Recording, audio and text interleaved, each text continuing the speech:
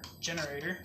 The pieces needed for this generator are a plastic bottle, a rod, magnets, staples to use as spacers for the magnets, copper wire, scissors, and LED lights.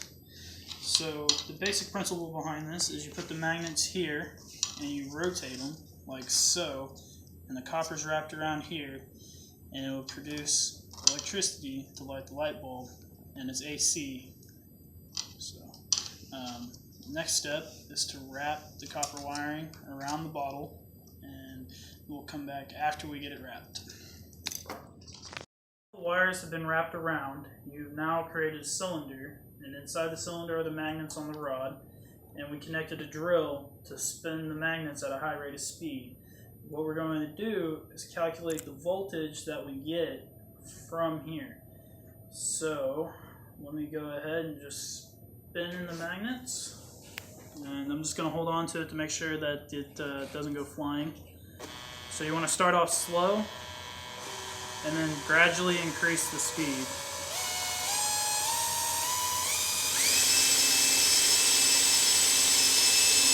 And as you can see, the voltage is jumping back and forth between negative and positive.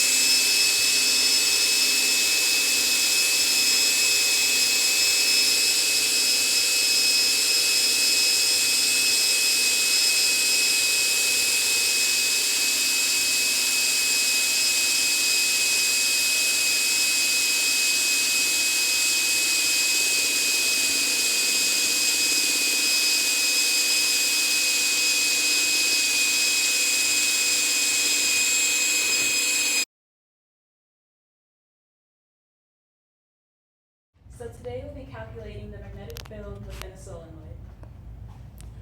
So here we have cylindrical objects, and this is the coil. This is the coils of wire wrapped around it. So in order for a solenoid to operate, it needs a fixed magnetic field and certain areas so that the magnetic flux can be created. The magnetic field is created by the north and south poles of the magnet, and the area is created by the wire when it's rotating.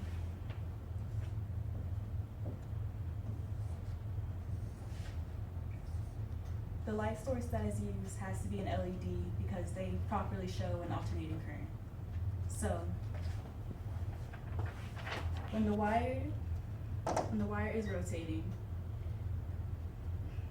voltage is emitted. Current is constant, but the voltage oscillates, which is shown by this graph here.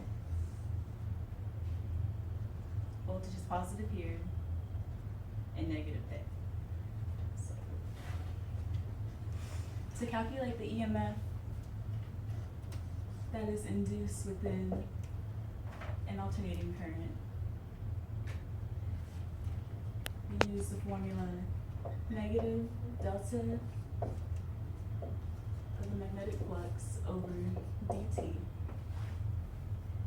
which is equivalent to negative d over dt times the integral of vector b times d over a, d times a. The magnetic flux is equivalent to the magnetic field times the normal force of the test area. So this here yields d over dt times the magnetic field times area times cosine theta, because the integral of a dot product of two vectors yields a cosine function. So omega, which is stop. Okay, so omega, which is the angular velocity, is equal to delta theta over delta t.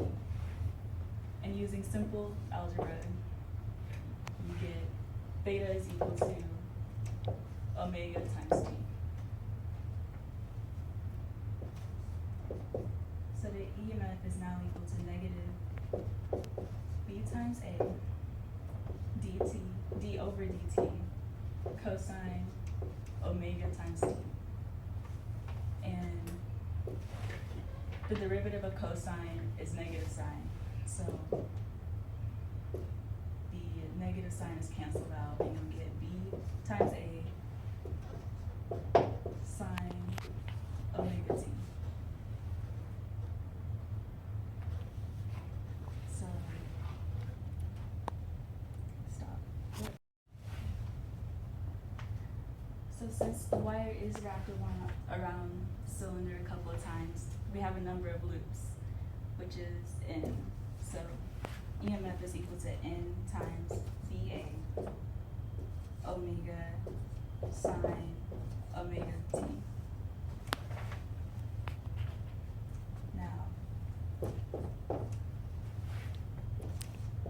n times BA omega is equal to E naught.